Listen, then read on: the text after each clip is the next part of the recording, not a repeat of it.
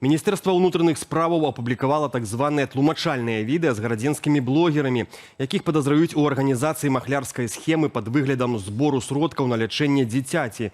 Гэтак затрыманая жанчына запэўніла на камеру, што ніякіх збораў разам са сваім кампаньёнам не праводзіла.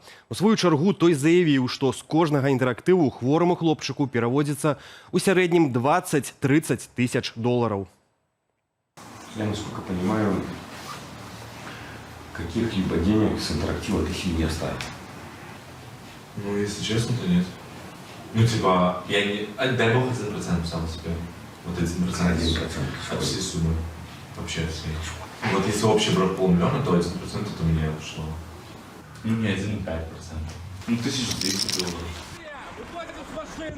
Паводле МУЗ затрыманыя блогеры набылі аўта прэміум-класу і кватэру ў элітным жылым комплексе горадні. Удома ў іх знайшлі шмат гатоўкі і дарагія гаджеты. А для выводу сродкаў, заявілі ў ведомстве, пара блогераў выкарыстоўвала банкаўскія карткі сваіх знаёмых і сяброў. Сілавікі высвятляюць усю суму, прысвоеную фігурантамі. Днямі ў МУЗ паведамілі пра затрыманне дваіх блогераў, 17-гадовага гарадзенца і ягонай сужыхаркі. Тыя сабралі 1,5 мільёна рублёў, аднак маці хворага дзіцяці перадалі толькі 200 тысячаў. Яшчэ 300 пайшлі на прызы ўдзельнікам збору. Астатнюю суму яны патрацілі на ўласныя мэты. На лета ў Беларусі павялічыцца мінімальны заробак. З 1 студзеня ён складзе 858 рублёў, вынікае з пастановы, падпісанай прэм'ер-міністрам Александрам Турчыным.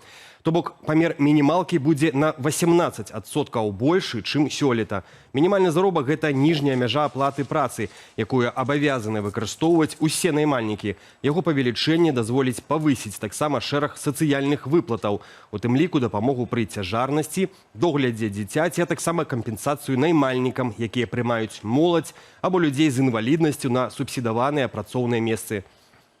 У Менскім раёне ў выніку аварыі пацярпеў мост. Дарожна-транспартнае здарэнне адбылося на 16-м кіламетры аўтадарогі Менск-горадня. Кіроўца цяжкавіка «Вольва» з паўпрычэпам, перавозячы экскаватар, не ўлічыў габарытаў транспарту і пашкодзіў 5 бэлек пралётнага злучэння мосту. На месца здарэння прыбылі працаўнікі ДАІ, праз інцыдэнт быў закрыты рух у кірунку Менску. А вось у Гомлі пешаходны мост праз Сош адкрылі пасля рэканструкцыі. Паводле мясцовых уладаў, абноўлены аб'ект стаў падарункам жыхарам вобласці да 7 лістапада. За больш як паўстагоддзя эксплуатацыі 240-метровы мост патрабаваў мадэрнізацыі. За паўгода спецыялісты цалкам абнавілі канструкцыю, узмацнілі апоры і замянілі палатно.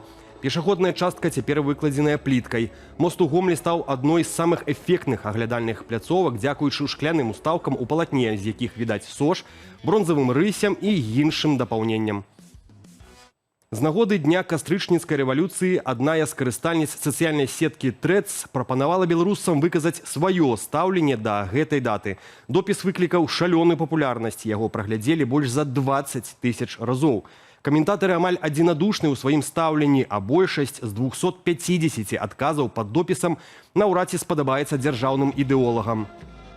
Агулам інтэрнаўты радыя, што гэты дзень выходны, аднак нагоды для святкавання не бачаць.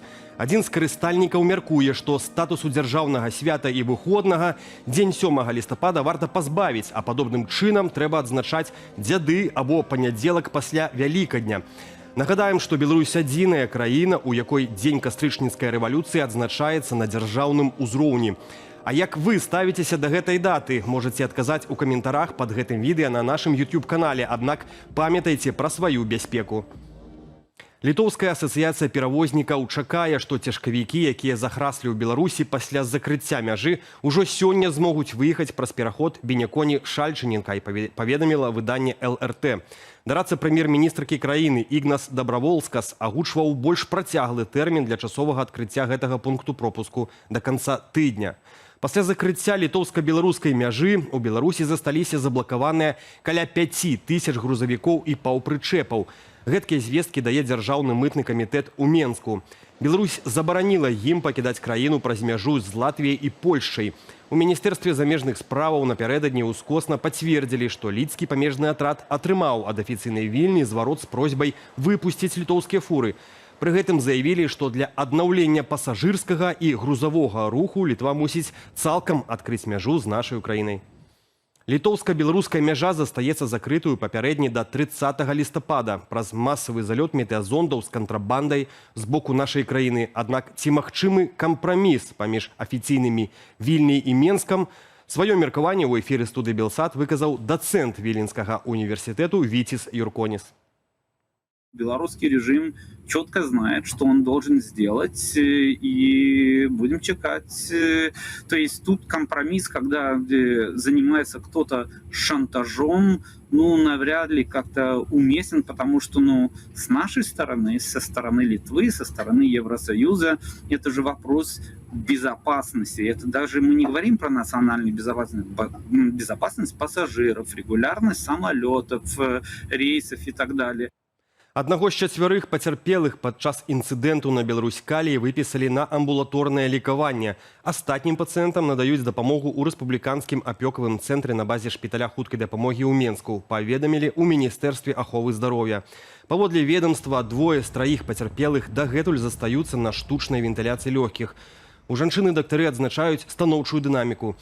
31 кастрычніка на Беларусь-Каліі ў выніку падрыву пустой ёмістасці адбыўся разліў салянай кіслаты. 4 рабочых атрымалі хімічныя апёкі і камбінаваныя траўмы. У салігорскім шпіталі для іх правялі неабходныя аперацыі. А калі стан пацярпелых удалося стабілізаваць, дактары пастанавілі транспартаваць іх у сталіцу. Фізічныя асобы ў Беларусі ўжо 8 месяц запар застаюцца чыстымі прадаўцамі замежнай валюты. Гэтак у кастрычніку беларусы прадалі амаль на 160 мільёнаў долараў больш, чым набылі, паведамілі ў Нацыянальным банку. Агулам за месяц насельніцтва прадало больш як 1 300 мільёнаў долараў наяўнай і безнаяўнай замежнай валюты. А вось кампаніі і рэзідэнты ў Беларусі застаюцца чыстымі пакупнікамі валюты. Яны купілі за месяц на амаль 260 мільёнаў долараў у эквіваленце больш, чым прадалі, а менавіта каля 4 мільярдаў долараў. У Нацыянальнага мастацкага музею новая генеральная дырэктарка. На гэтую пасаду прызначылі Ірыну Мацяс. З 2021 года яна кіравала дзяржаўным літаратурна-мемарыяльным музеем Якуба Коласа. Апроч таго, вядома, што муж новай дырэктаркі мастацкага Александр Мацяс працуе прапагандыстам на канале ОНТ. Папярэдняя дырэктарка Нацыянальнага мастацкага музею Ганна Конанова пратрымалася на гэтай пасадзе ўсяго 2 гады. Паводле нашай нівы ейную працу падчас апошняга візіту ў музей засталася незадаволеная віцэ-прэм'ерка Наталля Пяткевіч. Папярэднікам Конанавай быў Уладзімір Пракапцоў, які кіраваў музеем чвэрць стагоддзя. У 2023 яго, як пісалі медыі, звольнілі за нелаяльнасць. І ў канцы выдання незвычайны пешаход у цэнтры Менску. На сталічнай вуліцы Зыбіцкай заўважылі сапраўднага андроіда. Гэты робат, як выявілася, створаны на базе Белазу. Яго выкарыстоўваюць дзеля ратавання людзей. Машына замяняе іх у загазаваных цэхах і зонах з пагрозаю абрынання. Відэаролік з робатам у верхнім горадзе ў Менску праз імгненне ў нашым эфіры.